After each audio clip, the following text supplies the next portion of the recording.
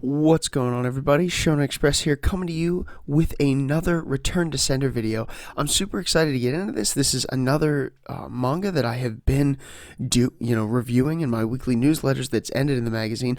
This week we're going over Our Blood Oath, and there will be spoilers for this manga. It's only 18 chapters long. If you haven't read it, and you really care about the spoilers for it, go ahead, go read the 18 chapters and come back to this video. It's not that long of a read, but again, minor spoilers for Our Blood Oath coming up in this video.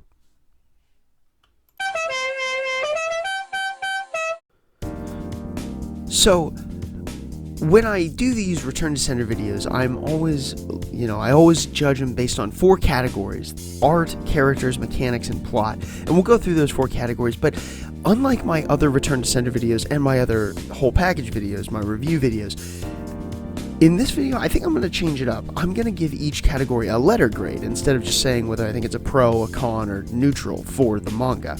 And so we will start, as we always do, with the art of Our Blood Oath. I think that the art was good. And more than anything else, what I can say about this art is that it is very pretty. Our Blood Oath has a very, pretty kind of almost like, beautiful boys doing things well kind of esque feel to it, right? Even the males in this manga look feminine. I think that the manga artist does very well in drawing these very pretty and detailed drawings, and so I definitely think it's pretty. I will say that the character designs to me came off as a little indistinct, right? I didn't like a lot of the characters. So to me, the two brothers, who are Shin and Ko, the main characters, right, who are not actually related by blood, right? They look like a younger and older version of the other one, right? It just looks like the same character, it just aged up, which is fine, but it wasn't necessarily, that didn't mean anything to the plot. That wasn't important, so it ended up making me feel like, okay, the characters felt very similar to one another, and so there wasn't a whole lot of distinction based on that. And I will say that at times the art felt a little messy, and specifically what I mean by that is in action sequences, and I think that the manga's intention was to make it look messy on purpose, but to me that's not a good thing in a manga. I don't enjoy that when I'm reading a manga. Some people do, and if you do, that's great, but it's just not something that I super enjoy when I read manga. And I noticed that there's a distinct lack of backgrounds throughout this manga. So sometimes there will be a background, there will be some kind of scenery, and it will be beautifully detailed like everything else that's drawn in this manga. But every once in a while, sometimes there will be characters talking and there's just no background, it's just white space. And that's fine if what you want me to do is focus on the dialogue, focus on the characters. I'm okay with that. But it just seemed like it was overused in this manga. And so overall, I'm gonna give the art a C. So I think it was good, not great. It was definitely nice to look at, but I'm not sure that it served the purpose of the story very well. So that's why I'm giving the art a C. So with that out of the way, we gotta talk about the characters in Our Blood Oath. And so really, I'm gonna spend the majority of this section talking about the main 2 characters, right? And so we'll start with Shin. Shin is this older human male, who was adopted into this royal family of vampires. And him and his younger brother Ko, the other main character, they make this binding blood oath with one another that Shin will protect Ko, and Shin is able to draw power and fight using this blood oath, right? And so Shin is a very responsible older brother, and I actually like him a lot. I especially in the early chapters of this manga, I really like the mentality that Shin has, and the way that he goes about being one of the 2 main characters. I really enjoyed that. And so he ends up being pretty responsible. And again, it's only 18 chapters, so we didn't really get into a whole lot, but he is a nice character, but he's one that we've definitely seen before in the older brother character. And Ko, the younger brother, is kind of a younger brother stereotypically. He's naive, he wants everything the way that he wants it, and he won't take no for an answer, but it's not like novel for him. It seems like it's expected, right? He's not arrogant at all. He's very kind, but he just ends up being like the younger brother that like always wants to help everybody, save everybody, no matter what the cost is, and Shin's got to figure out how to practically do that.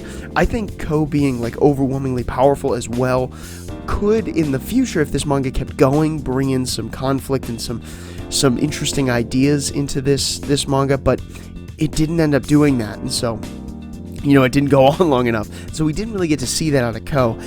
But other than these two characters, there's not really a whole lot of characterization elsewhere. Kaine and her the other guy that's with her, they get a little bit of characterization here and there, but not a whole lot. And we'll talk about that specifically later in the plot section. But we get introduced to these other characters like Rengetsu, the older brother of Ko and Shin's father, or the younger brother rather, the prince of the kingdom in their father's era. So he is a very interesting character, but again, the manga ends right when he's introduced, so we don't get to know anything about him. All these other characters we get to meet, but not get to know, because they don't get a whole lot of chapters. Again, this is only 18 chapters long, so there's not a whole lot to cover here. But they weren't, you know, I don't know. It wasn't the worst. It was just very, very static. All the characters were just one thing, and again, I attribute this to there's not a whole lot of time to really develop these characters very well, and that's why I say. And so overall, I'm gonna give the characters a D. I think that the characters are bad in this manga. They're not terrible, right? But they're definitely not good. They're just kind of bad. They're in the negative category. So I'm giving the characters a D. So now we move on to the mechanics of the show. And for those of you who don't know, when I say mechanics, what I mean is both the setting and the power system of a given world, right? And so I think starting off with the setting, I think it's fine. You know, it's set in our normal world, and a lot of manga are set in our world with a twist. In this world, there are vampires, right? And vampiric beasts. And so that twist kind of solidifies the difference between, you know, our Blood Oath's world and our real world. There's not a whole lot of differences there, so I really don't have a lot to talk about. What is interesting is the power system of our Blood Oath. So Shin and Ko make this Blood Oath pact, but before I even get to that, vampires exist, and so vampires and like vampiric beasts, which are like these monstrous vampire creatures, have abilities, and the higher rank vampire you are, the cooler and more powerful abilities that you have. We see obviously the height of this in Rengetsu, the former prince of the vampires that we get to meet later, and how he almost scares off the whole vampire hunting association totally, you know, by himself. So it's definitely interesting. I like the vampire hierarchy system, and I love the Blood Oath system. So Shin, as a normal human, is able to fight using Ko's vampiric powers because they made a Blood Oath. Which is very uncommon, and so I like that. I thought it was cool. I thought he developed a world that was interesting. I'm a huge fan of vampires, so I really like when they are introduced in stories, and I like, you know, seeing how different people have different takes on what vampires do and what they are. I really, really like that, and so I liked seeing it here, but it was interesting, but I think ultimately it ended up being a dud, and I don't think it ended up being that way because it was bad in the manga week to week, but just because it didn't go very long. I think there's a lot more to be explored in this power system, in this world in general, that we just didn't get to see because, again, it ended just super early, and so we didn't get that kind of time with our Blood Oath, and so we didn't get to see these intricacies. Like, the whole thing about Rengetsu being able to control the whole mansion with his blood was like something that was very interesting, very cool, but we didn't get to see any more into that. Yeah, we just got, that was it. That was all we got. So it wasn't very, it ended up being kind of a dud, I think, in the long run, just because it didn't flesh itself out as much as what I think the mangaka probably wanted to do. So, but I do think it's very interesting. It did present a very good premise, and it did keep me engaged in all 18 chapters of this manga, and so I will give the mechanics of the show a B. I think the mechanics are great, and if they were used properly, I think they would be great. So I'm giving them a B. So that brings us to the fourth and final part of this review, and that is the plot. So what did I think of this 18 chapter long plot? And we'll go through it, but I didn't think it was great. So I think mainly a lot of this plot comes down to just bad execution. So I think that the mangaka set up several things in this story, right? That he or she, I actually don't know if it's a male or a female, they ended up playing, they like wanted to use later, but ended up running out of time. The manga got canceled and they couldn't. And so it ends up leaving us with a ton of questions. These people that show up to try and kill the vampires, right? These what look like human vampire hunters. What are they? What are they like? Why are they so scared of Rengetsu? What is the relationship going on there? Why were they willing to fight Kaine but not him? All of these questions we never get an answer to because we never see that group again, even though they are super interesting and I want to know more about how they fight and why they are fighting, right? Because something tells me it's not just like vampire bigotry that we're led to believe, for other people in the series. So I'm super interested to see what the heck is going on there, right? But we never get to see that. And so the plot lets us down there.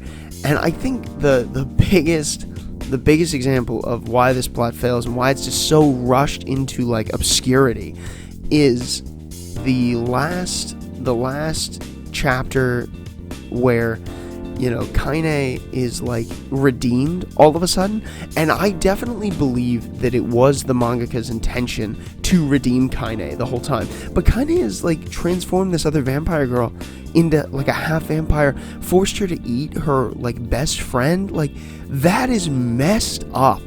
And so like I definitely believe that it was supposed to be that Kaine was redeemed by the end, but just given the time frame, it makes no sense that we redeemed Kaine that fast. And yeah, it makes a lot of sense that Kaine has come to like understand the ramifications of her doing this to this other girl, but it doesn't make sense for the other little girl to like willingly forgive her. I like it, I like the sentiment, but it was not earned at all. And so I get that he's trying to wrap this manga up.